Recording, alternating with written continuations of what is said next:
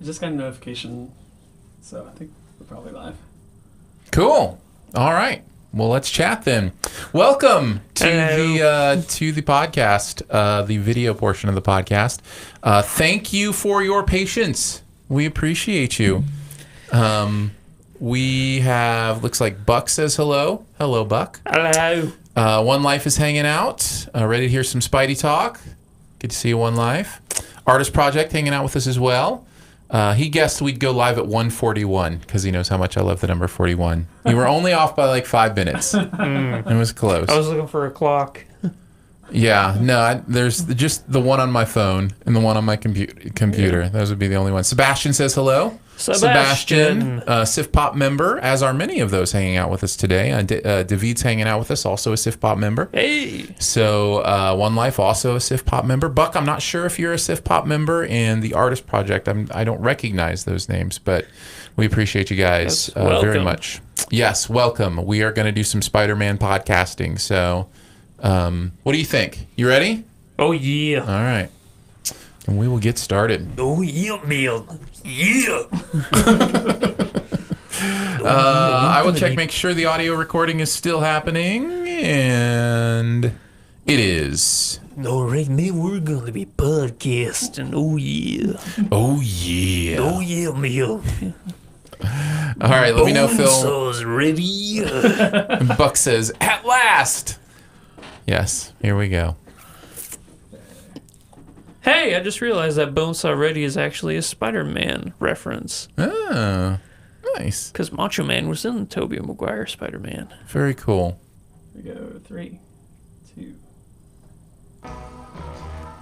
Live from a bunker in the heart of the Ozarks, a podcast that might start recording in London, since that's apparently the thing now. It's SiftPop. You want to go to London, Andrew? Sure. Welcome to SiftPop, streaming live most weekends or available to download later in your podcast feed. Unless, of course, you're a patron. Patrons get perks. Patrons get those perks. That was really good. I'm your host, Aaron Dicer. He's my unparalleled and unique co-host, Andrew Ormsby. Damn unique. And each week we'll chat about movies, television, and whatever else from the pop culture universe is on our minds. How are you, man? Late. It's all right.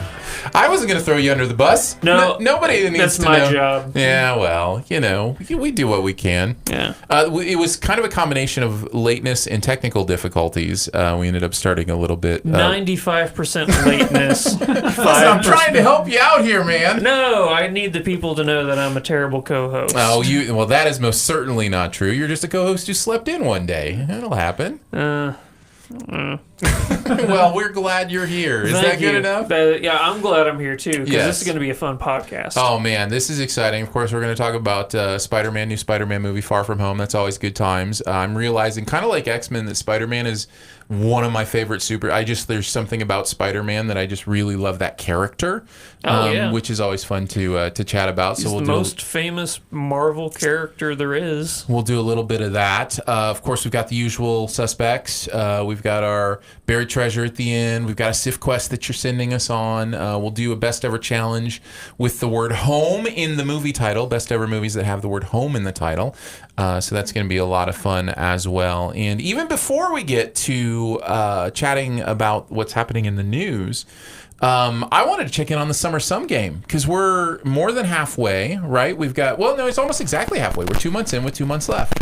Right? Yeah, there we go. So we're kind of starting to get a picture of what's happening with the Summer Sum game. Now, if for whatever reason you're brand new and you don't know what the Summer Sum game is, I'll just kind of briefly give you the lowdown on it. We predict what the top 10 money-making movies of the summer are going to be. We predict an order for them. We also pick a few wild cards. We invite you to do the same. And over 100 people, I think like 112 people, signed up to do it this year or something like that. Maybe 120. I can't remember. That's amazing. But we keep all the stats and everything on a website that you can get to by going to siftpop.com and then just click on Summer Sum Game. And fascinating things are developing in the Summer Sum Game.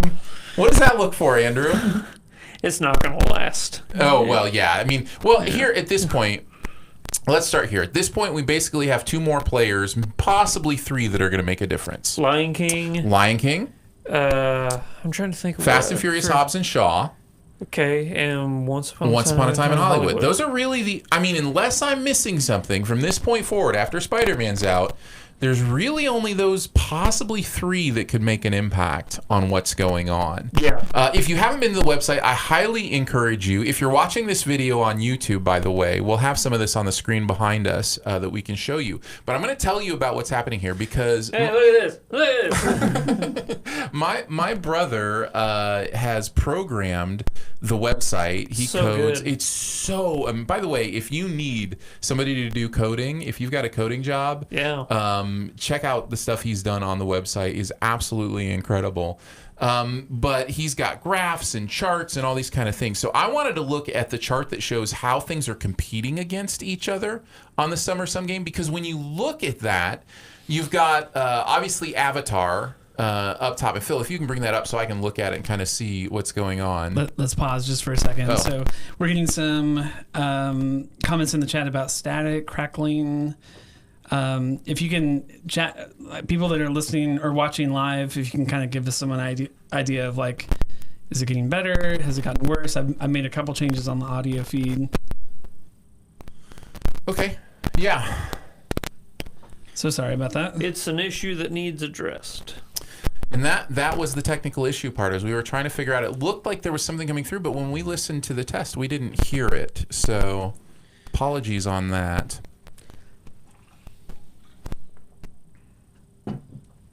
Kyle's hanging out in the chat too.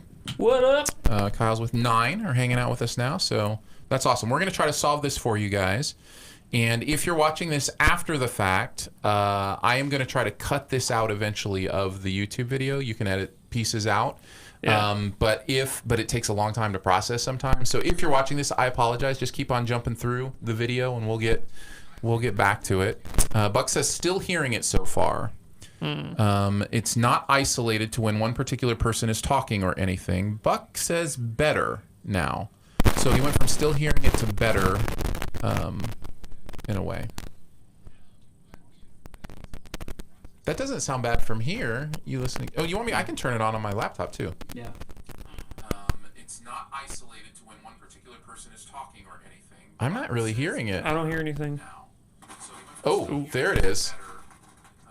What is that? What is that?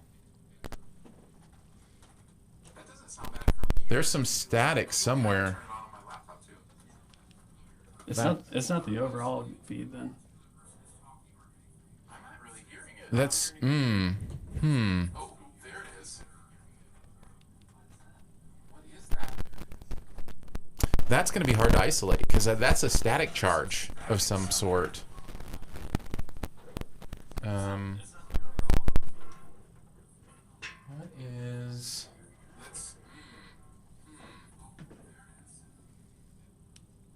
Why would it go away and come back? Was it doing? Was it? That's going to be hard to isolate because that's a static charge of some sort. I hope that's not in the overall recording. I wouldn't. We'd have to go back and. I wouldn't think it was. Why would it go away and come back? Was it doing? Was it? David says just became worser. All right, I'm going to turn off mine because that's really distracting me. Okay, so I don't know what to think because I'm not seeing those levels pop up on the board. Yeah. Here's what we could Is do. it possible? Ooh, you know what? I can check. Go ahead, Andrew. I'm going to say, for the live show, I don't know what we could do about it, but in post, you can actually just take the video and the audio from the actual podcast recording that doesn't have static in it and just sync those together. Well, that's very complicated because he edits the audio down.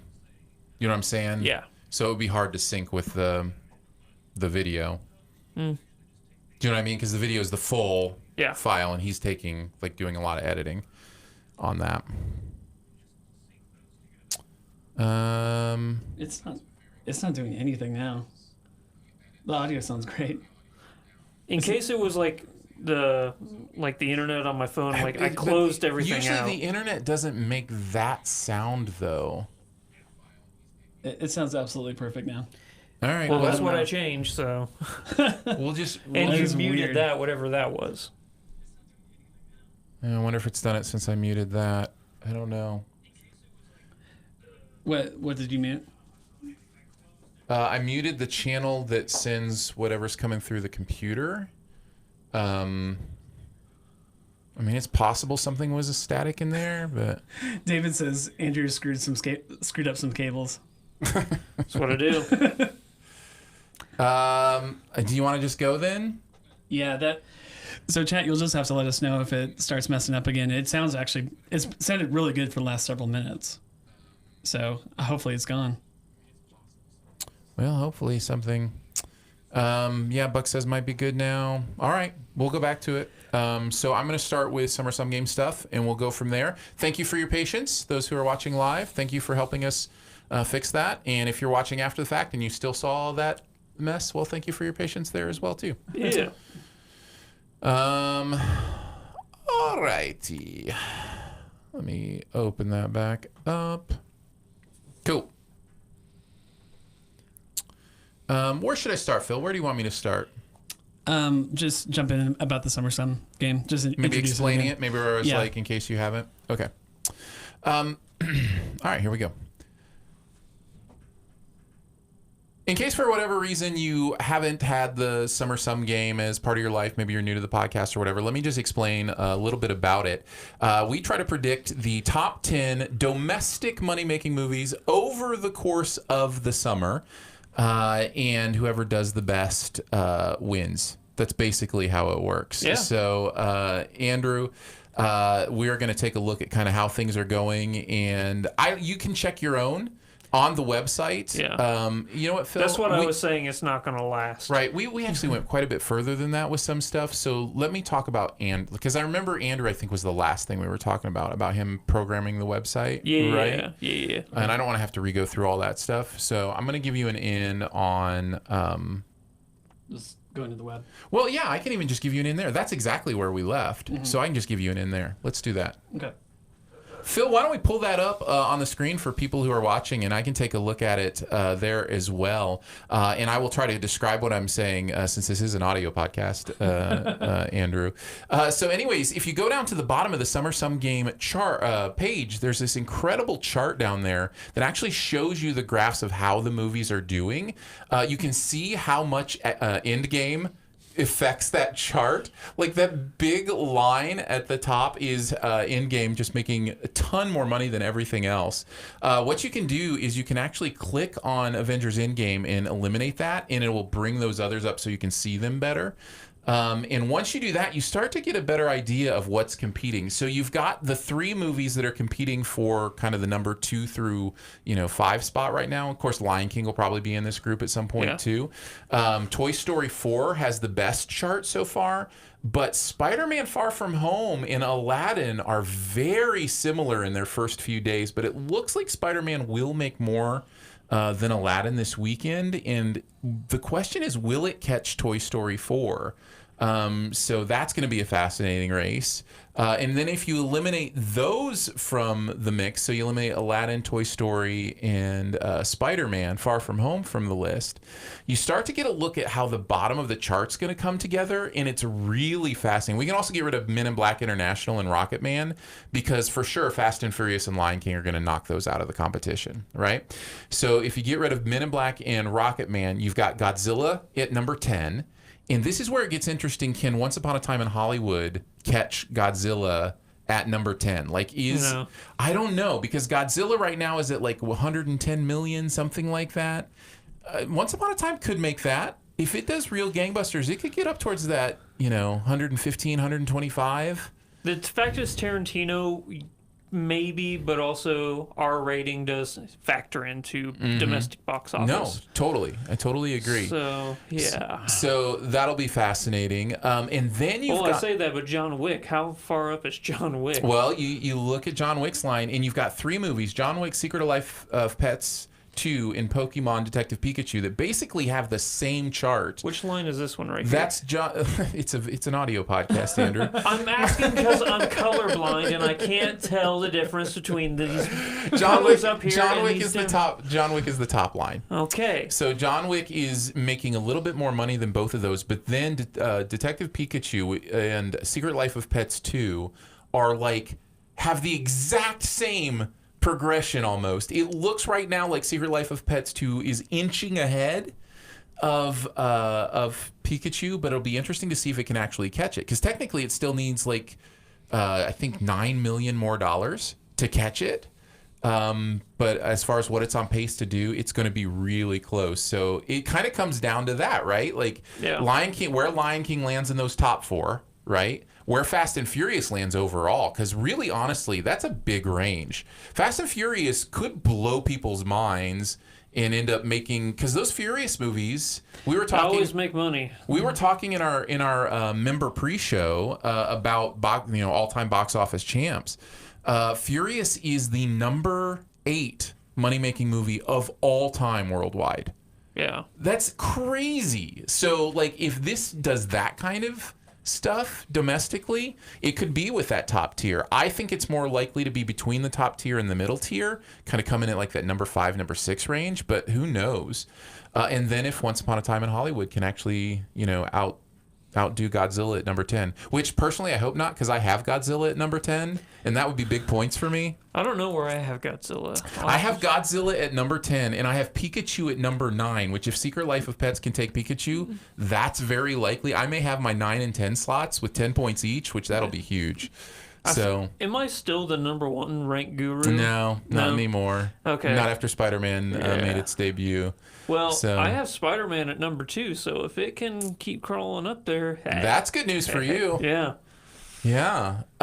So it's going to be a fascinating finish. And even if you're not in the contest, which, by the way, thank you to all those who are playing. Yeah. Even if you're not in the contest, it's really fun to go look at the website and kind of see how these movies are battling each other. If you are in the contest, you can actually search for your name, and it'll bring up your stuff and show you, how you're doing and where your points are and all that kind of fun stuff too. So yeah, lots of fun stuff going on at the website. Huge shout out to my brother Andrew for putting it all together. Just so good. Incredible job doing that stuff on the website. So I wanted to check in on that because we're at the halfway point and kind of see how things are developing. And there are a few things, if they go a certain way, that will absolutely change the outcome of who's going to win this thing. So it's going to be fascinating to see it come down to the end. So you ready, man? Let's do it. Let's do some Do We Care? Every single week I scour the internet to find out what is going on in the entertainment world. I pick 3 topics for us to discuss, and we must decide, do we care or not? Number 1, Halle Bailey has been cast as Ariel in Disney's live action The Little Mermaid. How many times did you think it was Halle Berry? Yeah, a lot. I was gonna say, you're really gonna I still will see the news and think they're saying Halle Berry. Like my brain fills it all in as Halle Berry. Yeah. But because I don't know who Halle Bailey is. Yeah. So. And now, is it Halle Bailey? Yeah, Halle Bailey, I think. Okay. I really don't know because I haven't heard of her either. Other than since the announcement has been made, I've heard she has an incredible voice. She did the soundtrack for A Wrinkle in Time. I know that. And she has this I think she's like starring in a show. Her acting roles, when I looked it up on IMDb, are minimalistic. She is. This is going to be her big debut. Oh, it's super cool. I saw somebody tweet something along the lines of getting sick and tired of Disney doing live action remakes. Yes. Then they cast diverse casts and more authentically whatever, and it's just like it's this thing of like, I kind of hate that they're making these movies, but man, good job, Disney. They're finally casting live real mermaids for. That's right. That is the funniest part of the backlash. Whatever sometimes I think that stuff is louder than it actually is. I think it's kind of a straw man effect. Now, again, it's a legitimate straw man. There are people who feel that way, but I think their volume gets turned up so that we can shout them down. It's kind of weird how that happens. But whatever backlash there has been against this, considering Ariel was a redhead. She was also a mermaid. Yeah. That's the thing I just keep seeing. I'm just like, it's a fictional creature. Yeah. Like, can we get over this? I mean, I do know there are people who very much want characters to maintain all of their attributes through every time they're, in any kind of media. And I don't understand that. I don't get that. And I especially don't get that when you're trying to do something diverse like this that will actually, speak to a minority that has been underserved. You know what I mean? Like, that's the part for me where it's like, and people talk about underserved. nice. Under the sea. If people do this thing where they're like, well, if this was reversed, you'd be, crying. Well, yes, of course, because that's a difference between, being in power and being out of power. It's a power dynamic thing, right? And so I don't know. The backlash is just kind of one of those things I just kind of, Yeah. We'll all move on and enjoy our Little Mermaid movie. Thank you very much. Yes. So yeah, the backlash really was, it's a nothing to me. I think this will be exciting. I like that it's somebody we've never heard of before. That's kind of fun. Yeah. I'm going to start the campaign right now to get Phil to play Eric. Nice. Yep. That's a good call. Phil's very much an Eric kind of guy. What do you think? Thanks. Yeah, sure, I'll do it. All right. Done. It's done. I don't care what the number is. I'll do it. There you go. Call us, Disney. Ladies and gentlemen, if you're in the chat or listening later on, you got to get that campaign out there right now. Producer Phil for Eric. That's right. All right, number 2. Yep. Number 2, Regal Cinemas will launch a movie ticket subscription service at the end of July. Not a surprise, right? Like, this is going to continue to happen with the different chains. My longtime prediction, I say long time, in the last year, I've predicted several times that the studios are going to get in on this, that the studios are going to buy theater chains as a way to compile their online streaming with real life movie going. So I just think this is a given that eventually there will be 3 or 4, movie chains that have subscription services, and you just pick the one, that serves you best. So Alamo's is already out in a lot of places. Not here. Not here, though. Not here. So we have an AMC, we have a Regal, and we have an Alamo. All 3 of which we do have a Regal downtown. I always forget about that theater. I never go there. It's actually one of the cleanest besides... I'm not going to throw any theater under the bus. You start throwing stuff under the bus.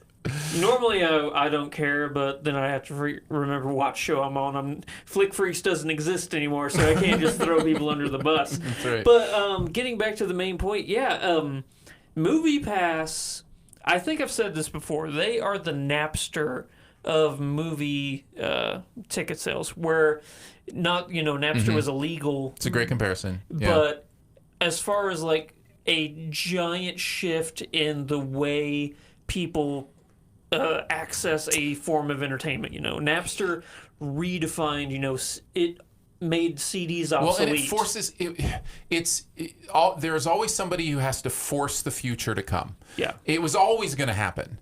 But Napster, made it so that the audio companies had to pay attention, even though what they were doing was illegal. Yeah. Netflix made it so that the big movie companies had to pay attention and go, oh, people are on board with this. People like this idea. Yeah. And just because both companies, in one case, more due to illegalities, in the other case, due to incompetence, both companies, completely ruined themselves. I don't think Netflix ruined themselves. Netflix? That's what you said. Oh, I'm sorry. I meant I didn't mean Netflix. I meant Movie Pass. Yeah. I apologize. Yeah, sometimes the wrong words come out of my mouth. Yeah. No, I thought you were talking about Netflix for the fact that it shook up the genre that people are streaming and stuff now. We can talk about Netflix. Netflix is the example of somebody who's forcing the future and actually keeping good nobody from business Netflix is in jail. Right. Nobody from Netflix is in jail, and they are. I mean, as far as we know, they're financially viable. Now, it would not surprise me if it comes out that they're not financially viable. That's a possibility. They throw money around like crazy at Netflix. Well, yeah. Welcome to Netflix, you're greenlit, Yeah, exactly. But as of now, it seems like they're a successful company and been able to do it. But yes, there are those companies that come along and just kind of force the future and just like, look, guys, this is the future. We're going to force it to happen. And I think people forget how amazing Movie Pass was in the beginning. At the end, everybody was on board, throw them under the bus. But I more than got my money's worth with MoviePass. Well, that's why they were a horrible business. Yeah. You know what I mean? They were always awful, but their awfulness benefited us for In the a long good run. year, about a year. We had a good year there of this is too good to be true, but we're going to take advantage of it. That's what people were like. So when MoviePass came out, everybody was like, "This will never last. This is stupid. Why would you do this? This company's not going to be." It's like, I don't care if it lasts. I'm going to Take I'm going to advantage. take advantage of it for now. I had a Yeah. whole year where I spent, barely anything every month to see every single movie I wanted to see. Like, Yeah. that's that's their business practice, and if they can't make it work, that's on them. I think it came, when I did the math, it came down to like $1 for a movie for me. That's how Yeah. much I spent, or times I went. Right.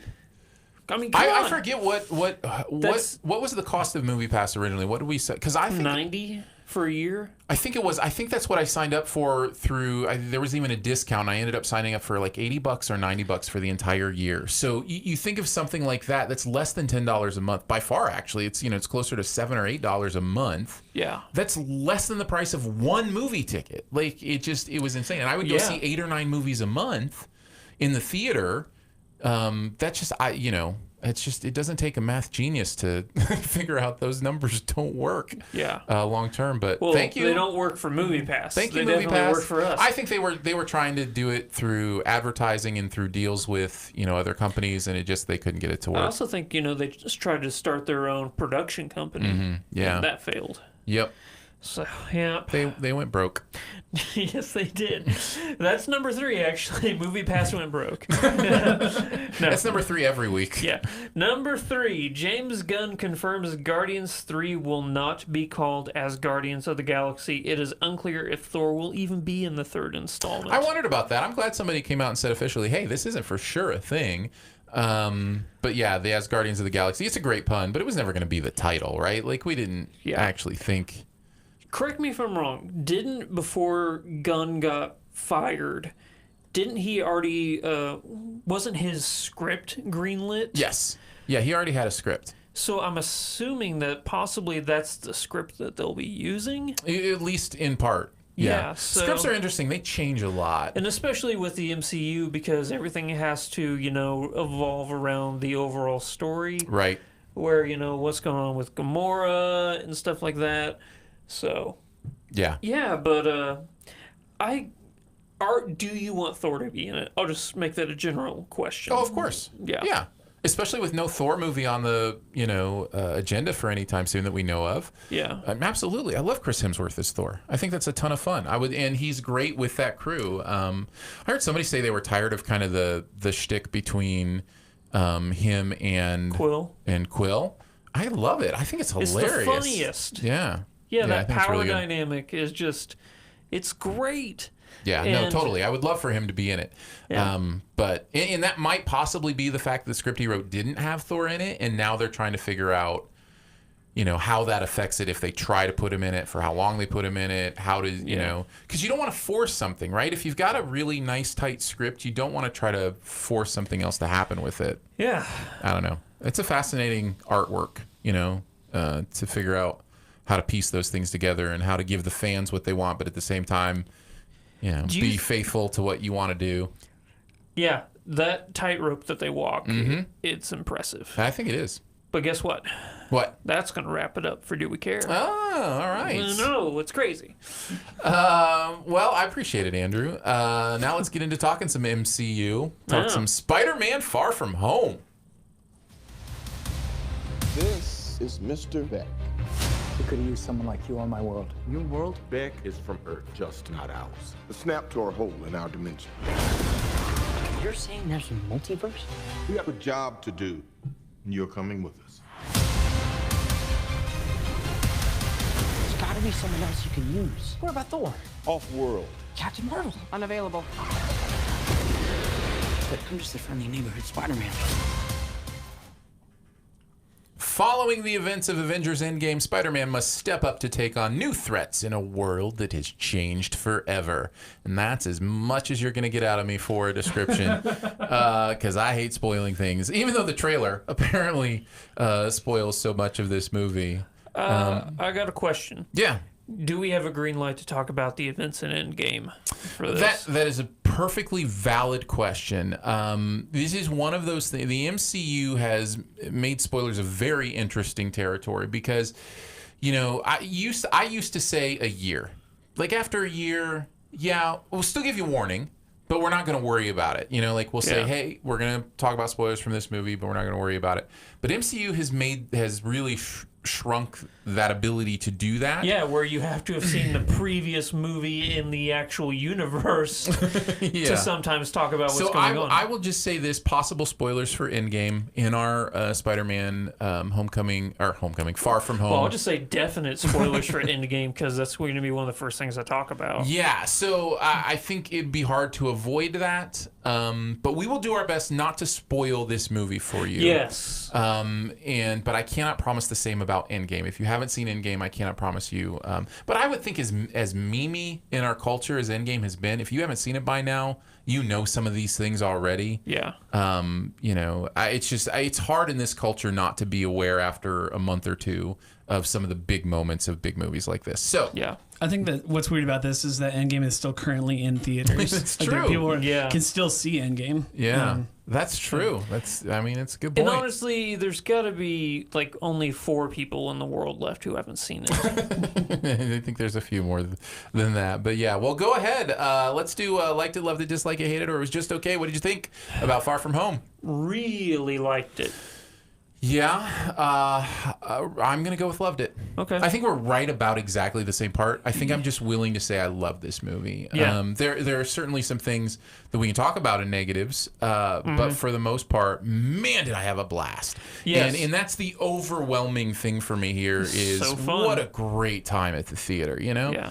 And that's kind of been MCU's calling card, right? Is if nothing else, you're just going to have a blast eating your popcorn and smiling and laughing and enjoying the visuals. You know what I mean? Like, yeah. You can almost they just have that down. And Spider-Man is even at the high side of that for the MCU, I think. Yeah.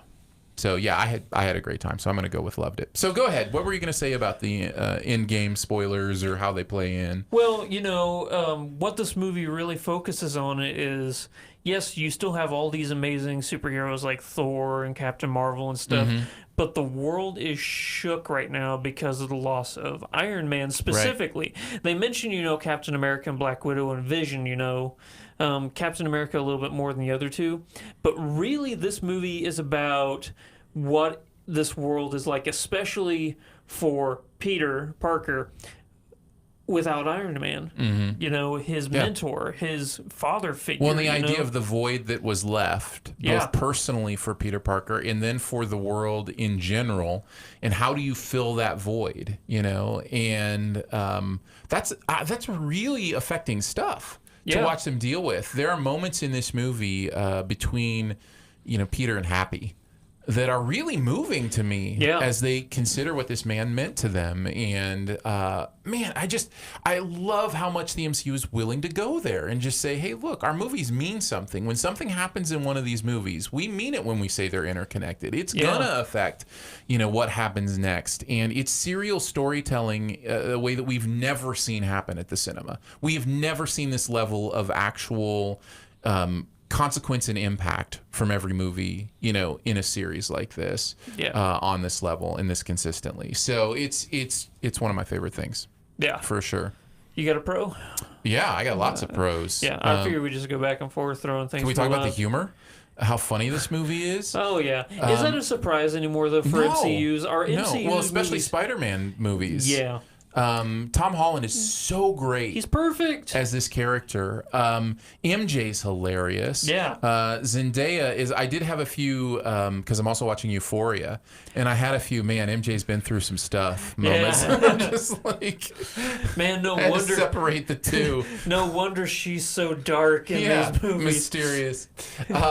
So she's hilarious. Ned, of course, is so great, and Jake Gyllenhaal is really funny in this movie. Yeah. And it's not necessarily something I was going in expecting.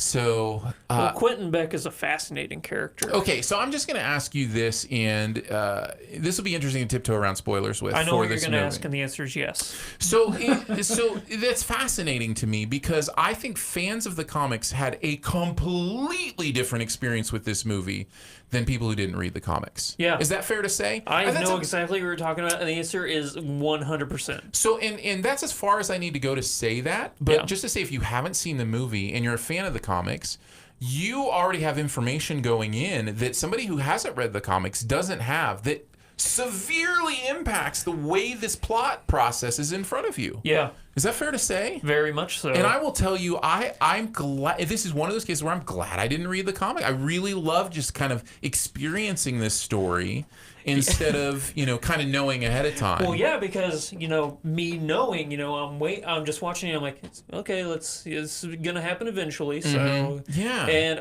there it is. Okay, so Right. yeah, backstories for characters are definitely taking liberties to fit into the MCU's Sure, overall. which is normal. Yeah, but pretty much, yeah, that big thing that you're talking about, yeah, I knew about, and a lot of people in the theater knew about, and a lot of people didn't. I could tell, yeah. Which Yeah, is it's- interesting. I don't know to this extent that I've ever seen this before. I don't know to this extent that I've ever seen a piece of easily obtainable information that was so key in the plot of the movie Yeah. that one group of people already definitely knew and another distinct group of people had no clue. There are probably examples, and I'd love to hear them, but it was fascinating to me how much the plot of this movie revolved around a piece of information Yeah. that a lot of people already knew. Yeah. I found that fascinating after the fact. So I did want to ask you about that as a fan of the comics. We're being so general right now. It's great. I think it's fine. Yeah, but I knew exactly what you were going to ask, and I'm like, the answer is yes. So, but yeah, Gyllenhaal's amazing in this. Oh, he's so good. You want to talk about perfect casting, and also a amazing performance. I'm not going to lie. This is up there with like some of the best one-off performances in the MCU ever. Yeah. He's so good. Yeah. Also, there are some visual effect moments in this that are like some of the best I've ever seen in This the just MCU. kind of goes Doctor Strange on you at times. But at the same time, and this is throwing in a con in the middle of this, there are some action sequences, let's say, that so much is happening, I can't follow what's going on. It's a little bit too much. Yeah. A little bit too much going on. I didn't necessarily feel that way because there are moments during those action scenes that are clear, and those moments are so impressive. I was really impressed with the action in this movie. Yeah. I do see what you're saying about so much of it going on, but it's not. It really felt different than a lot of the MCU action. It didn't feel like the same kind of quick cut, hide things kind of stuff. There were moments when Spider-Man was doing stuff in the action scenes where he has a plan and you watch his plan for how he's doing the action unveil before you, and it's so cool. Yeah. There were at least 2 or 3 moments where I was like, oh, that was awesome. Yeah. Like, and you see it happen. Like, it's not just quick and confusing, and it just you watch his plan develop in these action scenes, and I found that beautiful. What do they call it? Do they call it Peter Tingles? Or what was Yes, it? unfortunately, it's called the Peter Tingle. Yes. Instead of Spidey sense or Spider Yes, sense? the Peter Tingle is the worst. That's the worst, man. That's the best and the worst at the same time. Yeah. It's a great running gags. And he references his web shooter. Oh, That's yeah. got to be a first for Spider-Man. Yeah. So It's it's yeah. very funny. The Yeah. movie is very, very funny. Overall message in this movie, besides a world without Iron Man, is how does Peter Parker want to fit into this world? Yeah. Does he want to? You forget in like the Tobey Maguire and the Garfield movies, but these movies don't forget he's a kid, and this movie really focuses on should he continue to be a superhero or should he go back to being a kid? Well, Can he go back to being a kid? It's always been a huge theme with this character. It's my favorite Spider-Man theme, and we have this theme throughout all the Spider-Man iterations. With great power comes great responsibility line is a big line for a reason. The idea of Peter Parker struggling with the responsibility of what his powers mean to the outside world, even as a teenager, is a common theme. And this movie really centers on that theme. Like, what is my responsibility in this world? Do I have to do it? Can I shirk that off on somebody? I say shirk. That's a negative kind of term. He doesn't think of it that way. He thinks of it more, can I hand this off to somebody who would do a better job than me? And what's beautiful about that theme in this universe is, as a teenager, I remember feeling that I'm just a kid. Like, what am I supposed to do about this? I'm just a kid. And I think it's valuable to remember that it doesn't matter how old you are. You have things you can impact. You have things you're good at, things you can do. And I think a lot of times, it's just such a beautiful thing to remember. Yeah. So. Really is. There are several themes in this movie, like, World Without Iron Man, how you fit into this world. Well, and overall, there's an overall message about fake news and, the idea of playing the media, the idea of, just a lot of what we see with it is truth what you say it is, or is there actual truth, And it's fascinating to see a movie this light and airy in some ways, like funny and big popcorn visuals, but it still hits on that stuff pretty well, I think. Yeah, absolutely. So yeah, no, I'm with you. I think the themes in it are great. Yep. I like how they address the snap and how it affects the world at large, because that was a big thing that people were really concerned about. Like, well, if it's 5 years have passed, then he's going to have classmates that have grown up, and they actually... Which we thought about, right? Like, I remember talking about that stuff. It is super convenient that everybody we care about in that high school got snapped. Yeah. You know what I mean? Like, that's super convenient. Yeah. But okay, fine. It worked out that way. Yeah. Ned and MJ and Peter and Flash and everybody got snapped, so... Well, and I appreciated how they not just answered some of the questions that I think audience members are wondering, but answered them in a really funny way. Like, there are a couple comedic moments with that too. The moment in the gym with the basketball moment is probably one at the top of my mind. Without going into details, I don't want to necessarily spoil the joke for you, but it's interesting because it's hilarious, but it also frustrates me because it really brings home one of the most egregious overlooked part of the snap, which is, how do people come back? Where did they come back? Well, this movie seems to clearly indicate an answer to that question that has huge traumatic, implications. So it's, God forbid you were in a plane. Right. So, it's like, okay, fine, you wanted to answer that question, but now it's answered, and man, that's bad news for a lot of people. Yeah. Well, compared to, half of all living life being snapped away. Yes, it's tragic, but I think it's a pretty good pay. Okay, I know we're talking about Endgame now, but I'm going to go here for just a second. Yeah. I'm becoming more and more convinced that our heroes from Endgame, what they finally accomplished, is worse than just letting the snap have been the snap. I am becoming more and more convinced that what it undoes causes much more trauma than just moving on. And there have been some really interesting articles written about this and about what it means to let go and go through trauma and not hope for a world where things can change, because life isn't like that. And it's a fascinating thing to think that our heroes may have created a worse world by bringing people back than the world they left behind. That'd be an interesting read. I don't agree with it, but Sure. it definitely No, I get be it. an interesting read. Yeah, it is a big enough, deep enough topic to really, when you start to think about it, it kind of unravels in some ways and makes your brain do some really weird things. And I'm not even talking about the time travel aspect of it. I'm talking just about the ramifications of actually snapping people back into existence 5 years later. Yeah. That's a really traumatic world for a lot of people. Yeah. So I mean, people in 5 years have moved on, maybe gotten remarried. Yeah. Like a lot can happen in 5 years. And are you snapped back into your bedroom where your wife is in bed with her new husband? Yeah. Like, I mean, I'm just saying, in a very real sense, this is a traumatic world for a lot of people 5 years later. So it's interesting when you really start to think about it. Yeah, but I think that the people that got snapped back appreciate they got snapped back. That's quite possible. Yeah. Back to Far From Home. What else do you want to chat about? I like how it's kind of a road trip, like a movie, like it's a sightseeing, road trip movie. I joked about it at the beginning, but man, do movies love shooting in London now. Yeah. It's just been all summer. The Men in Black wanted to shoot over there. Like, it's just kind of one of those things. So it's fascinating. I like how they play off, different cultural, it's a PG-13 happy, good feeling Euro trip, as opposed to the R-rated Euro trip movie. This is like, hey, what if Spider-Man, went with his class to Europe, and they went to Venice, or they went to the Netherlands, or they went to, here or there. There are some great gags about, cultural, differences.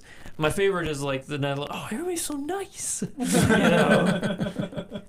I think on the a little too over the top for me side of things, the teachers. I like Martin Starr. I'm not a huge JB Smoove fan, but both of them, it was a little inauthentic to me. If there's any acting piece to pick apart, I think it's with those two. Their decisions didn't make sense. They were more caricatures than anybody else. Yeah, is it performances or is it the script? It's probably the script. It's probably. I mean, it could be a combination of both. Yeah. But yeah, no, absolutely. We very much on this podcast like to identify that it's never just the actor's fault. Yeah. Ever. Even when you see the worst performance, what you think is the worst performance of all time, there are so many things that go into that. I've seen Jake Gyllenhaal give some of the most incredible performances I've ever seen, and then I watch him in life and go, he's a bad actor. You know what I mean? Yeah. Like, it's one of there's so many factors that go in to what that final performance looks like on the screen. So yeah, no, you're right to call me out on that for sure. No, I wasn't calling you out. I was just saying that I Hey, feel listen, it's I more get to script. decide if I've been called out. All right, fine. I'm just kidding. All right. Marissa Tomei, how we feel about Marissa this time around? No, the dynamic between her and Happy is an It's interesting fascinating, one. right? Yeah, it's a fascinating one. Yeah. I like it though. Yeah. Yeah, I like this version of Aunt May. She's kind of a cool mom kind of person, and like I they've had older versions of Aunt May in some of the older movies, in some of the movies that came previous. I like that she's this young and has like some actual like real. Almost mother-son interactions with Peter that we haven't really seen as Marissa's much. in her mid-50s. You know, she just looks very young, and of course she's still so attractive, and the movie plays on that, and so it's fascinating. I think the movies have played on that just a little bit too much. I think maybe just a tad too much. It's like, we get it. Aunt May's hot. All right. Well, I am kind of upset with the fact that we never really see Aunt May deal with the fact that Peter is Spider-Man. It jumps into. That's true. No, that's a great point. Jumps in like right. She's she's okay with it. She was she snapped? She was snapped. Was she? Yeah. Okay. Yeah. So I think if I'm remembering correctly, she was also snapped. So she never actually had to deal with losing Peter. Yeah. Which is not what you're talking about, by the way. No. I was just trying to think in my own head. Yeah, because at the end of Homecoming, the first Spider-Man movie, it ends with her, walking in and he's, in the suit, and she realizes. So now it's just jarring to go into a movie where she knows and she's accepting and okay with him being Spider-Man, actually encouraging him to be Spider-Man in some sense, Which again adds to the humor in a lot of ways. Some of that dynamic is really funny. Yeah. Okay, here's it's always going to be your one last thing, but it's a very important one last thing to talk about, which is post-credit scene. Not only are there two post-credit scenes, Vital. they are extremely vital and amazing post-credit scenes. It's like Marvel took all the the thing about quit doing useless post-credit scenes. Well, I'll show you a useful post-credit scene. Yeah, or two. The very last one. I want to talk about it in general. You think you can? I was going to wait till spoilers, but if you think you can, there was a performance in this movie that I thought was a little off. And a post-credit scene made it good. And a post-credit scene made it not only good, Isn't it fascinating? It made sense. Yeah, it's fascinating. And then fascinating, I go back isn't and it? I'm like, oh! Right. Oh! Yeah, it's fascinating. It's beautiful. It is one of the biggest. I've never seen a post-credit scene that delivers the same impact as a great twist in a movie. Yeah. which is that, now I got to go watch the whole thing over again, but this is one of them. And I already feel like maybe I've said too much for somebody who hasn't seen it. But I don't think so. But it is... Yeah, but did you feel the same way, like watching the movie? You're like, that's just... I did. It's off. Absolutely did. 100% recognized something. Yeah. And then the movie absolutely put it right back in my face and said, see? Yeah. You know what? Ironically, that just comes down to amazing acting. Yeah. Like, a great performance to... get close, but then make you question things, and then that reveal. The last time I had this experience was with why is the name of the Bad Times at the El Royale. There is a twist-ish towards the beginning of that movie that reveals something about a character isn't who we thought they were, and at first I was like, man, what is off with his performance in this movie? And then that explanation happened, and I was like, oh, it's actually a brilliant performance. Yeah. So yeah, is it the bellhop that you're talking about? Oh, no, it's I'm trying to think. It's the first person you meet, the first one there. Nick Offerman? No, the first one to the hotel. It's John Hamm. It's John Hamm. Oh, no, I understand. I was trying not to spoil it, but that movie's been out for a little bit. The movie's been out forever. Yeah. I know. Yeah, well, not technically forever. The Artist Project in the chat just said he feels like if you didn't stay for that final post-credit scene at the end, you almost didn't see the movie. No, true. Yeah. Either one of them. Both of those post-credit scenes impact the actual movie, which I find fascinating. I think we can say that the first post-credit scene impacts the future of the MCU, whereas the second one impacts the movie you just saw. Right. Yeah. No, that's true. No, that's absolutely fair. The credits are kind of long. Like you have to stick around for like 10 minutes afterwards, and like you have to. Like that is non-negotiable. If you go see this movie, you have to go all the way to the end. Not for a little zinger, but like literally something that will change your outlook on the movie. Yeah, I think that's why I want to make sure we say it here, even in non-spoilers. The post-credit scenes are very important to this movie. What a weird choice for Marvel, though. Like that's a little fascinating. Yeah. It's fascinating. Well, this ends phase 3 or 4. Well, and it ends phase 3. And to be honest, maybe we should save talking about this till spoilers, but I think they had to do it. I really think based on what they know about their plans for the future, I think it tells us some stuff about the future of the MCU. I think they had to do it this way, or they would have had a hole in their plotting that they couldn't have explained. So it's fascinating stuff. That's very, very interesting. I'm glad you felt the same way. It just completely changed the movie for me. Yeah. I shouldn't say it completely changed one portion of the movie for me. Yeah. In that way. Honestly, without that, I probably could have said, "Yeah, I like the movie," but that explanation fixed so much. Yeah. Okay, we got to get off this before we actually, say something. I don't really have much, really a lot else to say. I talked about the action, that I really like some of the fun stuff with the action. I didn't talk a lot about, we talked about Peter being a teenager. I also love the Peter and MJ stuff. Felt very teen romance to me. Oh, yeah. The awkwardness of it. We've seen Spider-Man movies where they kiss upside down in the rain. It's just like all smooth and amazing, and there's just no like awkward teen stuff there. Yeah, and it's just another choice by this movie in this universe to really emphasize that Peter is a high schooler. And by the way, we don't know where he is in high school. Like he could be in high school another 2 years. Like he could just be a sophomore, or even he could be a freshman, right? If he's redoing... I think he said he's 17, so he's got to be at least a junior. Oh, they did give his age? I didn't know they'd ever given his age. Well, whenever in the first Homecoming movie, I think that he's talking to Tony, and Tony's like, "You're just a 16-year-old kid." And he's like, "I'm 17." He's like, "No, okay, I didn't remember that." So he probably has to be a junior then. Yeah. So, okay. It'll just be interesting to see. I mean, Tom Holland's probably going to look like he's 17 forever. Yeah. He's got that Michael J. Fox thing, right? Like, Exactly. Michael J. Fox could have played a teenager for 20 years. Yeah. So it'll be fascinating to see what they decide to do, 5 years from now. But maybe by then we'll have, Miles in the MCU or something. So That'd be cool. It could be very fascinating. Yeah. Man, it'd be great if Into the Spider-Verse became like an actual, like they adopted it into the MCU somehow. Yeah. It'd be fascinating. All right. Did you have anything else before we move on?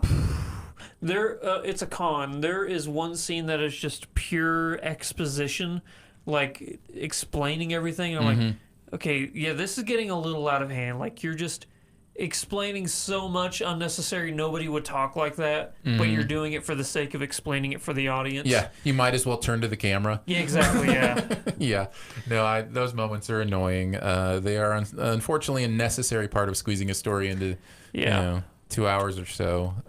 But yeah, you wish that you could do it a little bit smoother. Definitely rewatchable, this movie. Oh, That's a good thing that Marvel I'm has pumped to watch always, it again. been good at rewatchability. Yeah, for sure. You ready to move on to the best ever challenge for this week? Yeah, buddy. All right, we're going to talk about movies that have the word home in the title. If you want to check out the list from our various contributors and guest gurus on SiftPop, go to siftpop.com.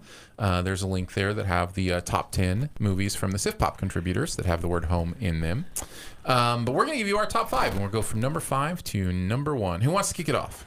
I'll let you go because there's not that many good ones. I have 9, I think, that I have listed as worthy of at least chatting about. I found it incredibly difficult to come up with 5. Ooh, this is going to be fun then. Yeah. A lot of the ones I figured would be on people's lists are ones I haven't seen. Could be. So, yeah. I know I have one on my list that Phil has already chided me about because I'm one of the only. Chastised? I'm one of the only people that loves this movie. Okay. But we'll get there. It's Kick not it number off. 5. Number 5 is Fly Away Home. Did you ever see Fly Away Home? Whoa, nice. So you have seen it. I can't wait to talk about it. Yeah. Very nice. All right, what do you got at number 5? Home Alone 2. Oh. I hate this movie. This is a horrible movie. It's a bad movie. I didn't even have the first Home Alone in my top 5. I had it I have it in my honorable mentions, but Wow.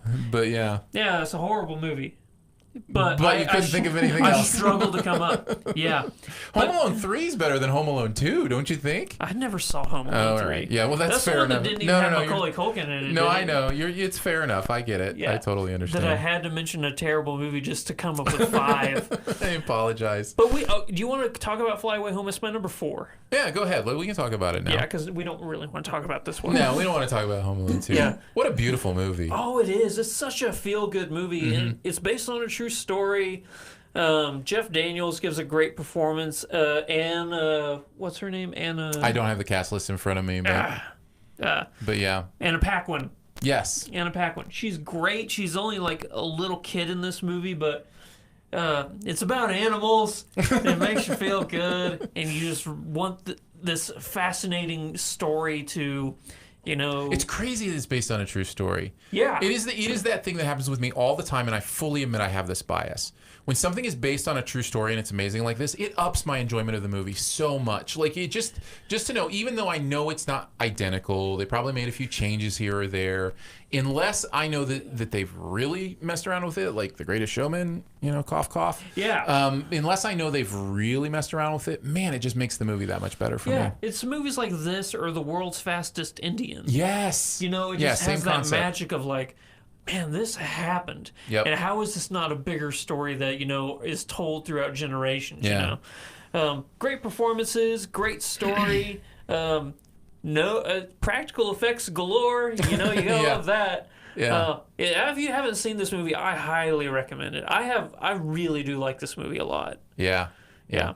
So you're number 4. My number 4 is I don't feel at home in this world anymore. Never saw it, but You should see it. Yeah. It's a Netflix, right? So yeah, I would definitely check it out. It is really quirky. It may be a wavelength movie. It may be one of those movies that you have to see it be on the same wavelength with it. Yeah. But it is. Well, Elijah it's Wood, fascinating. he's been making some weird movies lately, so. I like that he has a chance. He's kind of letting his freak flag, fly in a lot of ways. Oh, yeah. I really enjoyed it. I actually fell in love with the lead character. I've seen her in stuff before, Melanie Linsky. Yeah. And she is so good in this movie. And I was like, oh, why am I not seeing her in more stuff?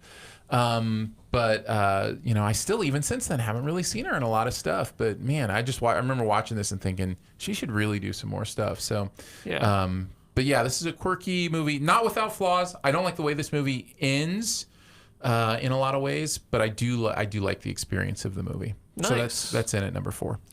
Do you want me to go on to my number 3 Yeah, since I I was started? about We'll to just say, keep yeah. going. So my number 3 is the one that Phil's making fun of me for. What? Number 3, I have Home Fries. Have you ever seen Home Fries? Never heard of it. Okay, Drew Barrymore, Luke Wilson. The cast in Home Fries is actually pretty stunning. In addition to them, you've got Catherine O'Hara is in this. Shelley Duvall's in it. Jake Busey is in it. Saved him for last. Yeah. What's interesting? Why? He's not the lead. Here's what I love about a movie like Home Fries. That again has what, like a 30% on Rotten Tomatoes. I know I'm kind of alone on this. Yeah. But what I love about a movie about like Home Fries is it's just a simple, interesting story. And when I can see a movie that I dig the characters enough that I'm interested in them and want to know what's happening to them. I do have a little bit of a Drew Barrymore crush. You know, I'm always interested in seeing what she's doing. And it's one of those movies that, again, because the response wasn't great to it, almost nobody has seen. But I love throwing it on for people and just being like, look at this fun little movie, you know? Okay. It's just kind of a fun little thing. And it was also, I also have a fondness for it because it was one of the first 3 DVDs I ever bought. Really? So it just kind of, it was that in Sphere. Do you remember Sphere? Wow. Yeah. You bought Sphere? It was one of those things where you got to pick like 3 DVDs when you bought the DVD player or something from this list. Yeah. And so, yeah, I picked that Sphere, and I can't remember what the third one Was I it picked The was. Matrix? No, it wasn't. I didn't get the Matrix until I got like the full box set with the Animatrix and all that stuff. Yeah, my 3 that I picked whenever I got my first DVD player was Count of Monte Cristo, The Time Machine, and The Matrix. Count of Monte Cristo was an early one for me too. Yeah. But I don't think it was that third one. Anyway, it's got a little bit of mystery to it, a little bit of playfulness to it, which will not surprise you when I tell you who wrote this movie. Who? Vince Gilligan. What? Yes, this is a Vince Gilligan script. So it's Wait, is there an X-Files twist? not really, Okay. not really. But and I think that's another reason I really like it. You can kind of sense his quirky sensibility and presence in this movie. And so, long before he was breaking our brains with Breaking Bad, he was doing Home Fries. So yeah, there you go. Awesome. That's my number 3. What do you got at number 3? Homeward Bound. Yeah, The Incredible Journey. It is an incredible It journey. really is. Oh man, this movie makes me cry. It really does. Mm-hmm. Falls in the hole.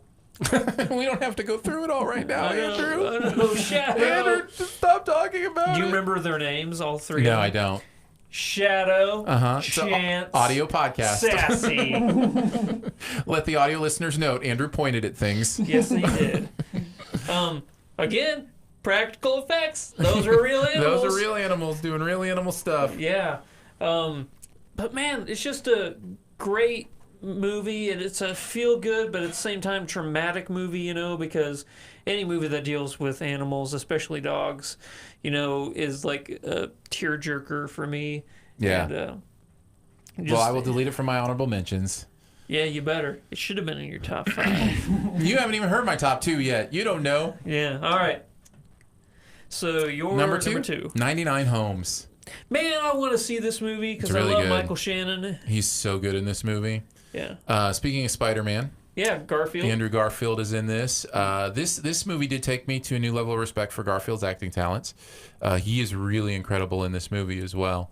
And their kind of back and forth is the backbone of this movie. And it also deals with the housing crisis in an interesting way. It's one of the quote unquote, housing crisis era movies that wasn't all about that. It was, about a more human element to it. So it's really a fascinating, interesting, and great movie. So I would Awesome. definitely, I think Laura Dern is in it as well. So it's got a good I cast love and Laura Dern. it's a good time. Yep. So my number 2 is probably your number 1. I'll just say Spider-Man: Homecoming. Yeah. Okay. So go ahead and talk about. Yeah, we can go ahead and talk about it because it's on to my number 1. What a fun movie, man. Yeah. I feel like we talk about Spider-Man: Homecoming and basically, re-say a lot of the things that we said about Far From Home. Okay. Here's a question Like, for you. Jake Gyllenhaal is great in Spider-Man: Homecoming. I'm just kidding. That was But actually, that's kind of my question. Who do you think, as a It's a tough one, character- right? It's a tough one, I think solely because of the car ride scene. I'm going to have to go with Michael Keaton. Yeah. That scene is astonishing. Yeah. And so much of it has to do with Keaton's performance. He's good. He's real good. And Holland's performance. I'm not taking anything away from him in that scene. But for that reason only, because Gyllenhaal is great in Far From Home. But for that scene only, I think I have to give the nod to Keaton. Yeah, for, new performances in the Spider-Verse, that it's amazing. Yeah, it's great. They nailed it. They made an amazing Spider-Man movie without doing everything that all the other Spider-Man movies did before. Yeah. No Uncle Ben, no actually getting bit by the spider. Right. It just jumps right into this world because everybody knows his backstory. We don't need to, rehash all that stuff. That buried under the rubble scene is really powerful, too. Where he's like, come on, Spider-Man. Oh, it's powerful. Yeah. It's amazing great. because now, there's a ton of nonsense at the end of this movie, though. That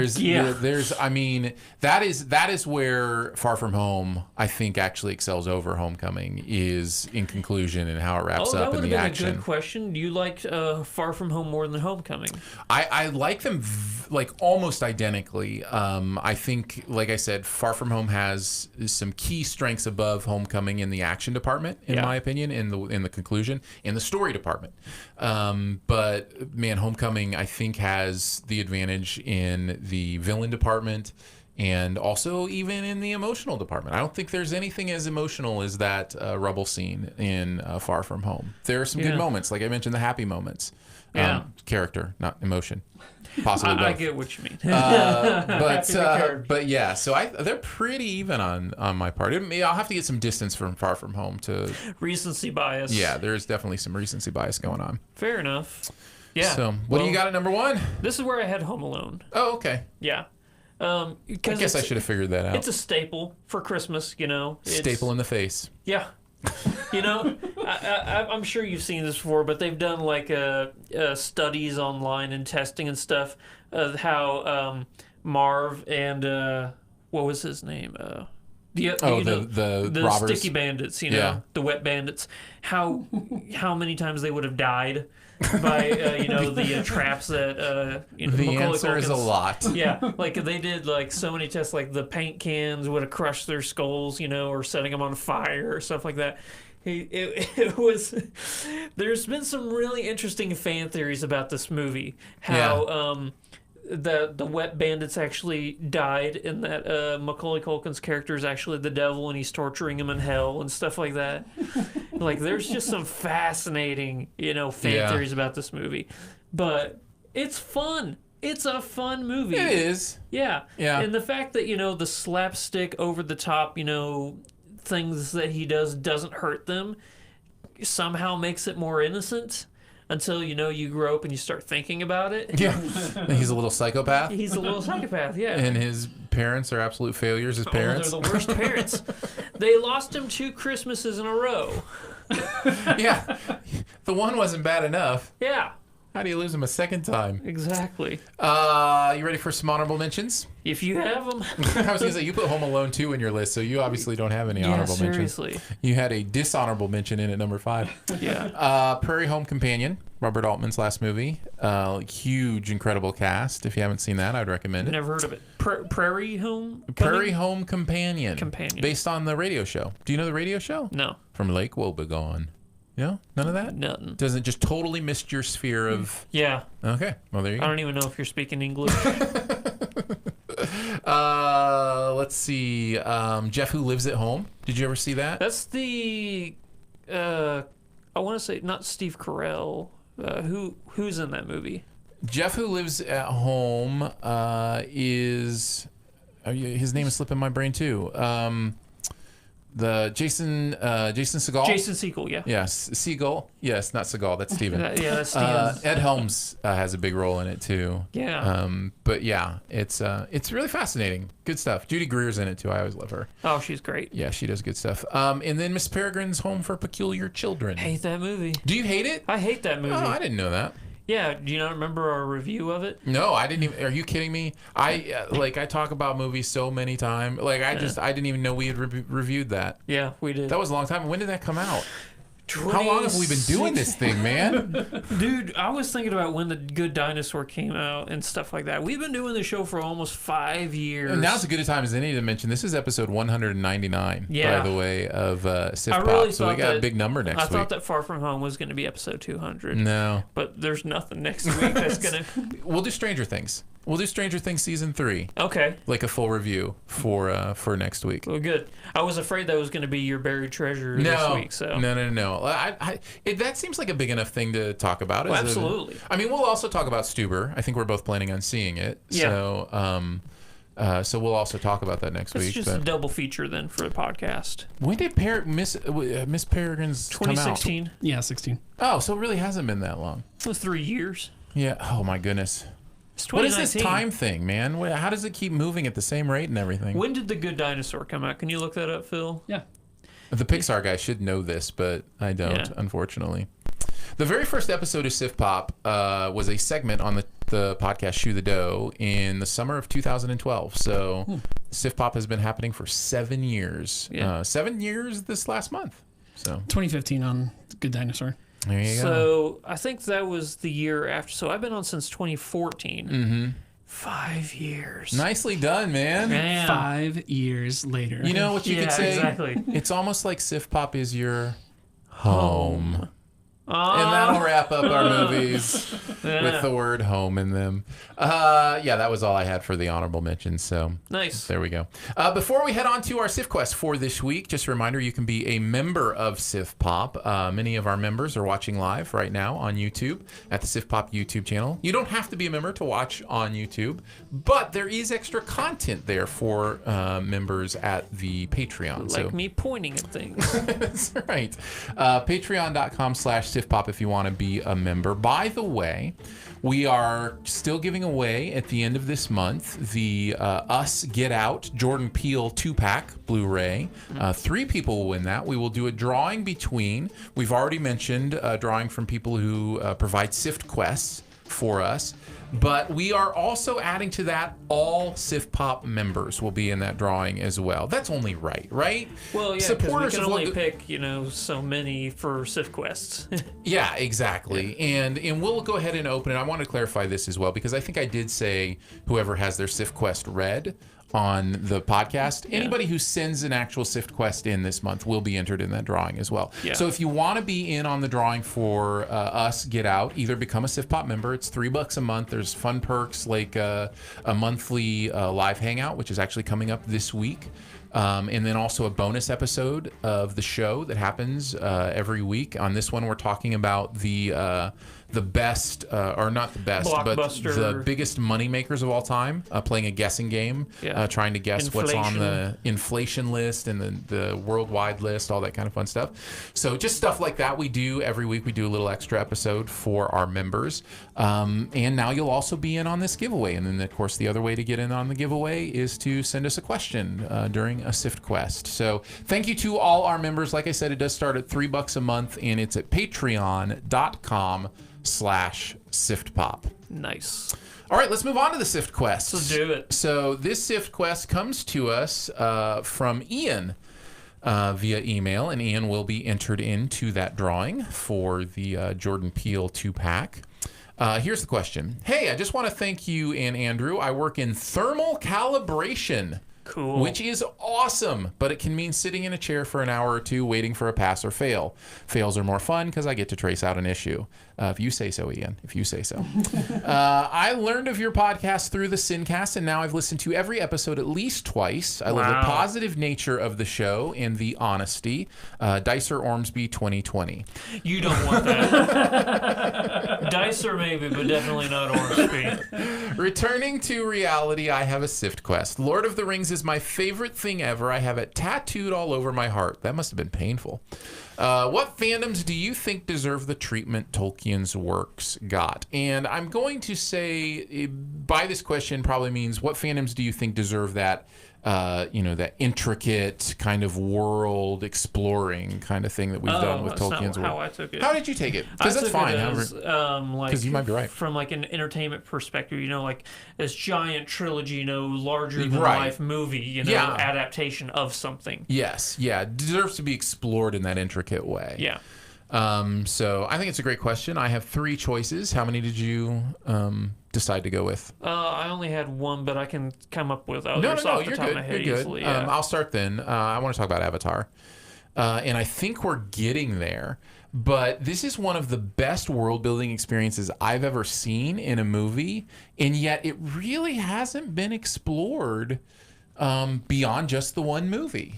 And so many, in 10 years, in a decade, I haven't, seen people talk about Avatar novels, or haven't seen an Avatar TV show, or a lot of I'm sure there's Avatar fan fiction out there somewhere. Sure. But I don't know. It's kind of one of those things where I'm like, man, the world building here changed people's lives. Like, remember people coming out of that movie being like, I don't want to live in the real world. Take me back to Pandora. Yeah. So where everything has 2 extra legs. It's fascinating to me that it hasn't gotten that same kind of treatment. So I wanted to bring it up first. Yeah. What was yours? My number 1, I do have 3 now. Oh, that I okay. thought of, yeah. Just that quickly. You're that good. I'm that good.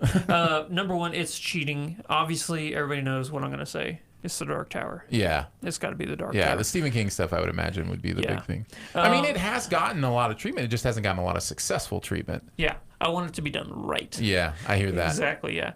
Because the worlds that Actually, my second one I have that feeling about, but continue. Yeah.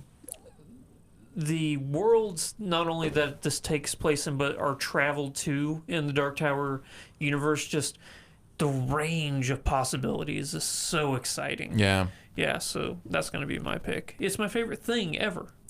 Speaking of tattoos of things that you love, I got some Dark Tower tattoos. I have no tattoos. No. Do you think I'll ever get a tattoo? No. Okay. No. I don't know, man. Yeah. I can see it happening. Vanilla is too exciting for you. If vanilla is too exciting.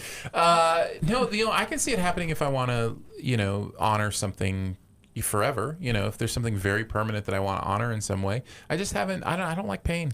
I'm just not a pain guy. Just get some lidocaine. Is that all you need? Yeah. Okay, fair enough. All right, I'll get one tomorrow. The one on my chest here, this big one, I didn't feel it all because I got some lidocaine. Nicely done. Yeah, I'm smirked. My example of this that I just want to see done right, although they actually have explored it a little more correctly, but I just want to see more, is the Last Airbender universe.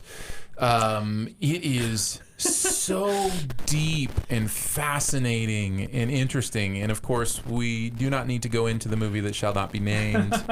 From the director I used to love and I'm starting to love again. But man, the TV show is great. Now they did go with The Adventures of Korra, which is from the same universe, and that show's really good too. And the really smart thing they did is they went 2 generations into the future. So the characters we knew from the first one were all gone, and it didn't have that kind of thing where you have to include all the characters we love from the first one. But it really built this universe out in an interesting way. Is Korra as good as the original Last Airbender? I don't think so, but it is definitely really good. Okay. So, is that your favorite anime? Oh yeah, Really? for sure. Okay. Maybe the only anime I can say I'm a fan of. I just haven't followed a lot of them. I I wouldn't have even known to call it anime. Actually, I just thought it was an animated show. I'll give you a list. I'm not saying that it's bad. I'm just saying that I know there's stuff out there. I just haven't. I'm trying to think if I've ever invested in other anime type stuff. I mean, I have the show, the superhero show. I've watched that. The one you introduced me to, where everybody has, some people don't have superpowers and some My Hero Academia. Yeah, My Hero Academia. I didn't introduce you to that. That was one of our gurus. Oh, okay. Yeah, fair enough. And I picked it up because of that guru's recommendation. Well, It's there an you go. amazing That guru show. deserves honor, and we don't remember his or her name. So my second nomination is actually going to be Alita Battle Angel. It's an interesting one. It's a little too recent for me to really consider it in this category yet, but it's definitely great world building. Yeah. Well, I just went from a potential, absolutely. I would agree with you there. Man, what they could do with that world is fascinating. I've never read any of the mangas, so I don't know what actually could be taking place. But the possibilities that I see are fascinating and endless, really. Yeah. Yep. My third. You ready for it? Yep. I think it's gonna surprise a lot of people. I'm going with the Alien movies. What's interesting about the Alien world, the way that they've come back to it with Prometheus and Covenant, is I think there's some really interesting world building going on there. The first movies didn't do as great, in my opinion, as great a job as with the consistency of world building. They were very much different movies that, you know, did different things, but they did expand it. And this has become a universe that is really interesting and really fascinating, and I'd love to know more about. So I think that would surprise a lot of people because I haven't loved those movies necessarily, Yeah. but I have really loved the world building in them. Yeah, I don't like the movies and I don't like the world building. But that's just me, though. Yeah. Yeah. Number 3 for Sure. me, Halo. Yeah, that's a great answer. That's a really great answer. Yeah. I mean, it wouldn't be my answer, obviously, but Sure. no, that's a really good answer. No, like, Video games in general are a good place to look at something like this. oh yeah, just have reading so many of the books on Halo, you know, like the backstory of the Spartans, you know, the Covenant, the Flood, you know, there's just so many possibilities that you could go with the Forerunners, you know, there's just so many story arcs that you can travel and literal worlds that are traveled to, you know, and it's so, the potential there needs to be taken advantage of. Because I remember back in like 2014 when the Xbox One was announced, they said Steven Spielberg was going to be making a TV show for Halo. 5 years later, I still don't have it. Yeah. Because he's trying to, you know, make Netflix mad. Yeah. Yeah, that's his job right now. But yeah, I just think the potential there is, you know, it's otherworldly. That's a great choice. Yeah. That's a really great choice. And I'm sure other people would talk about like BioShock or, you know, some of the other video games that have these in-depth worlds, Yeah. you know, becoming explored better in media. I'm not that person. Although I could say that about Zelda, but I feel like the world building just in the video games has been pretty great. Yeah. And, you know, and it had a cartoon. So, Yeah. excuse me, princess. Crazy Link. So there you go. Appreciate the question, Ian. If you have a Sift Quest for us, all you got to do is email it to us. Feedback@siftpop.com. And again, anybody who emails us a Sift Quest will get in on that drawing. So, and by the way, we have somebody emailed us a video Sift Quest. Whoa. We'll put that on the screen for those who watch on YouTube. So, but it is an audio podcast still, Andrew, just so you know. You keep saying that, but then you keep mentioning things that people get to see. All right, let's move on to the buried treasure. And I'm going to let you go first because I got a big shocker for mine. So, Okay. what's your buried treasure for the week? Big Little Lies, season 2. Yeah. Wow. This show. Yeah. It's great. Season 1 was amazing, and season 2 just picks up right where, you know, it all left off. Biggest surprise, I did not know. Meryl Streep is in it this season. You didn't realize she was going to be in it? I didn't realize she was going to be in it, and she plays Alexander Skarsgård's mother. Yeah. And the potential, knowing what happens in season 1 and what that means for this character, she just cements the fact that she's like the greatest actress ever. I know. As somebody who I shall not name, you know who you are, said something on Twitter about Meryl Streep being overrated, and I was just like, no. Yeah. she gets all the accolades she deserves. All the accolades she gets, she deserves, I should say. Yeah. She's so good in it. She's so great. She just embodies characters, and she's doing things in this show that only Meryl Streep could get away with. Yeah. Like she's doing little like ticks and movements of this character, and you know, there's this moment where she's playing with her necklace on her chin even as she's talking, and it's just like, for a lot of people that would just feel forced and over the top, and it's just like, nope, it just feels like exactly what that character would be doing right now. Yeah. So yeah, I love it. I love Meryl Streep. Yeah, So much. I remember. Is this 2017 when season 1 came out, something like that? Yeah. We were doing, we were ranking our performances of the year, and every single one of my performances was from Big Little Lies. The cast members from Yeah. Big Little Lies. Yeah, our TV awards that we do. TV awards. Yeah, and I was just like, Kravitz, Shiley, all of them. They're just amazing. I could go through the entire cast and say every single one of them. It really gives is an incredible Emmy cast. award-winning performance. Yeah. But I think that, the two big performances this year, have to go to Kidman and Streep. Yeah. Oh man, Laura Dern is off the charts oh this, she is this going year. bonkers. Bonkers. Great. Yeah. It's so much fun. Yeah. No, that's a good choice. That's a good choice. I'm glad So you're giving it some what's love. this world? Boy, I ending think I'm going to shock buried some treasure? people. I don't even know if enjoyed is the right word. I had a positive outtake, positive experience. I don't even know, but man, I got good things to say about Midsommar, Ari Aster's new film. This is. I'm curious because you and I hate Hereditary. Yeah, I don't like Hereditary at all. Is it Hereditary or Heredity? Hereditary. Hereditarity. I don't know why I have so much problem with that title. I call it the wrong thing all the time. Probably because I hate the movie. Yeah, Ari it doesn't Aster- deserve to be called. let me see this. As you saw in whatever his first movie was called, and as you will see in this one again, his painting palette is the darkest, most disgusting. It is just he likes to paint with the stuff that other artists aren't willing to paint with. Yeah. The graphicness of the violence, the graphicness of the sexuality, the nudity, all that stuff. He's just like, I'm gonna put this in your face and be graphic about this. Having said that, that is the only similarity between these two movies, is him painting with those paintbrushes. This is a movie that is bright colors, out in the sunshine. It is a daytime horror movie. And because it is a daytime horror movie, he even more asks you to experience the authenticity of that trauma. This, to me, is the best metaphor movie I've seen since Mother. What? Mother! Oh, I'm sorry. Yes, it has an excellent. You're absolutely right. I apologize. I messed that up totally. Yeah. The best metaphor movie I've seen since Mother. Yeah. And I don't. And the thing about Mother is it's a metaphor movie that is not genuinely meant to be experienced on a literal storytelling level.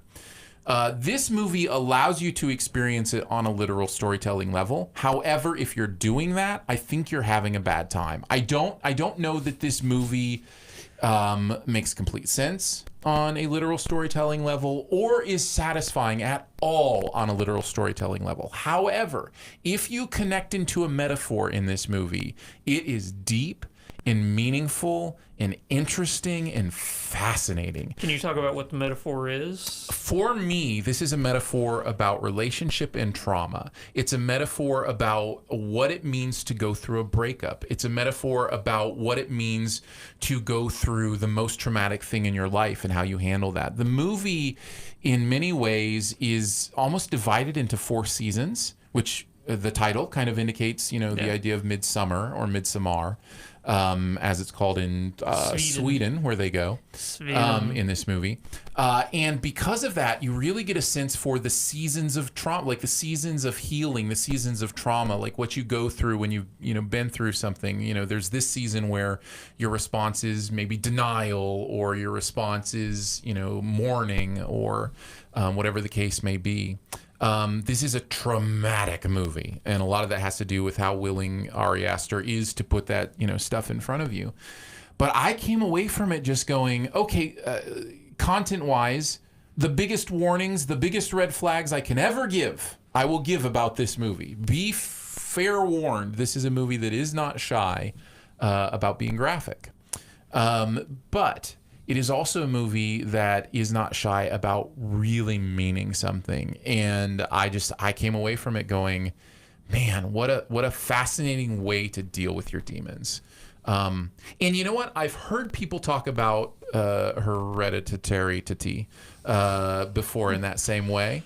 And I don't get it with that movie. No. I don't see it at all. And also that movie makes much less sense in a literal sense. Like that movie has so many literal issues as far as I'm concerned. Yeah. That I just can't connect to it anyway. And it's also a dark horror movie, which is my least favorite kind of horror movie, where the scares are coming at you from the shadows. Yeah. And this movie is the opposite of that. I can see people who like the first movie actually not liking this movie. And Florence Pugh is just, she's mind blowing in this thing. Who? Florence Pugh.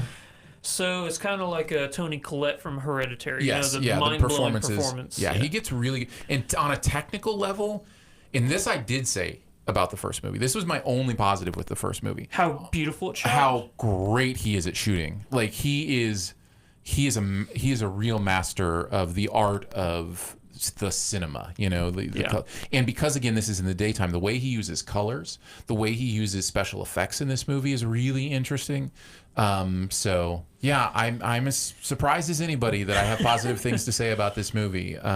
Again, with all the warnings I could pile on, you know yourself, but yeah. Well, whenever I watched Hereditary, I came away calling it pretentious horror. Okay. You know, like people, if you love the movie, you get to look at the people who don't like it and say, well, you just don't get it. You know? Right. Yeah. You know, you get that smug air about you. I think this could fit in the same category. Really? I think it could. I think that definitely could be. I could be seen as pretentious for saying what I'm saying about this movie. No, I just from what you're saying right now, it just sounds like an honest review, Yeah. as opposed to just saying you don't get it for the sake of right. Yeah, but it's I can see somebody saying that about this movie. Okay. And I try not to be that way anyway, just in general. Don't always succeed, but I try. But for me, this is, I mean, it's not even a comparison. This is, 20 times the movie I thought Hereditary was. You do have difficulty with I really do. Yeah. I want to call it Heredity every time. Yeah. And I don't even think that's a word. Is that a word? Heredity? What's your like DNA? Yeah, heritage. I don't know. My brain does weird. Listen, we all got our brain hiccups. It's one of my brain hiccups. I don't know why. I think heredity is a word. I said something the other day. One of my boys corrected me, and I've said that word wrong my entire life. What? And I was like, I don't even remember what it was. And I was like, oh, you're right. That is. I've been mispronouncing that for 45 years. Heredity is a word. Okay, I thought it was. Yeah. So yeah. Anyways, it's not heredity though. It's hereditary. So I wish I could remember what the word I was. My son corrected me on because I was like, "You're totally right. I have been mispronouncing that my entire life." It's just one of those things, right? Yeah. And we all got it. Yeah. We Aminals. Simon. Aaron, we did a podcast. It's a podcast. Woo! It is now considered. It has grown through its life from a baby little idea and has now grown into a full podcast. Well done, our child podcast. We send you to the world. Yes. Thank you so much for joining us today for SiftPop. It is part of the Studio DNA Podcast Network. You can find out more about other shows on the network at studiodna.media or just search for Studio DNA in your podcast player. Huge thanks to Andrew. Huge thanks to Phil. Huge thing. Is that just how it's going to go every week? I mean, I have it written in my notes now, so I won't forget again. But I love this. We can just pass the thank yous all the way around. Yeah. Just have a never-ending circle of thank yous. But before you deflect it, thank you so much for coming in again. If you want to check out Andrew on social media, go to @FlickFreaks. You can look at my most recent 2-month-old tweet. I've been noticing you've been using more your like Andrew Ormsby Twitter than you have your Flick Freaks Twitter. I haven't used that at all. Oh, I saw you like something as Andrew Ormsby. Maybe it was just a mistake, or maybe I saw it. I haven't been on that account in like 8 months.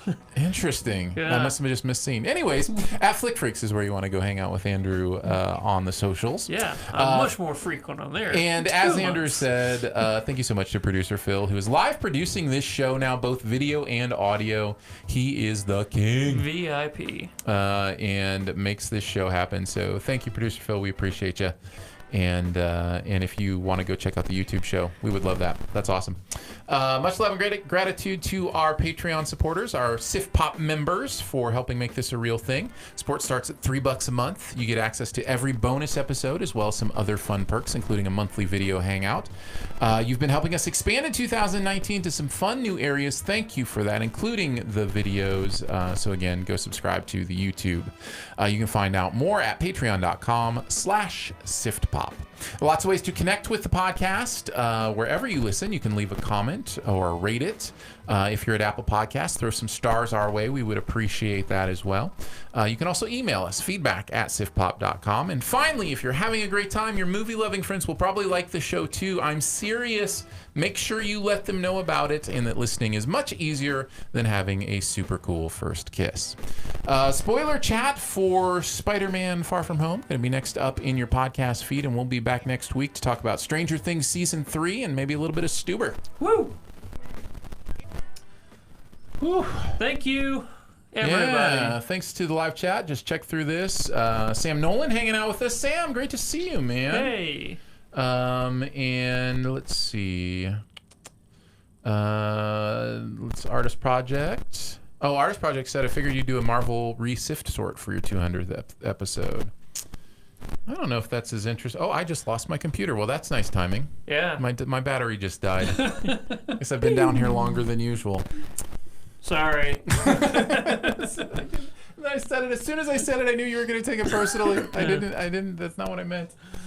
No, that's more along the lines of me just finding an opening So Phil, for a if you good want gag. to, if you want to shout out anybody else in the chat, you're more than welcome to. I usually just kind of go through and see who's hanging out with us and just say hey and thanks for hanging out, which I just said. Yeah. But to the plethora, the masses. I think Thank you. at one point there were 18 people watching. Nice. That's great. Yeah. That's awesome. Thank you so much. Really appreciate that.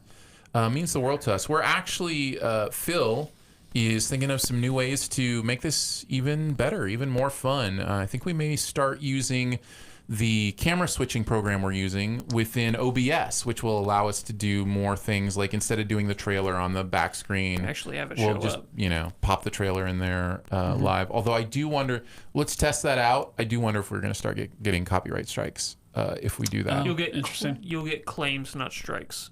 Claims. That's what I mean. If we start getting claims, it's probably not worth it. Yeah. To put that in there. Well, but claims don't. You don't get monetization for that video. You don't get in trouble. I want the money. Give me the money. No, I'm just kidding. Whatever. But yeah, we won't, and we can what's the word for when you dispute? We can dispute those claims. Yeah, it's all fair use. Yeah, what we're doing, I'm convinced what we're doing is fair use, so I wouldn't worry about it. But Yeah. we'll see what happens. Anyways, all that is in store, so thank you. And of course, we will still be doing some spoilers here, and that will happen on a separate video. But if you're subscribed to the channel, you should see that pop up. Yeah, it's gonna start right now.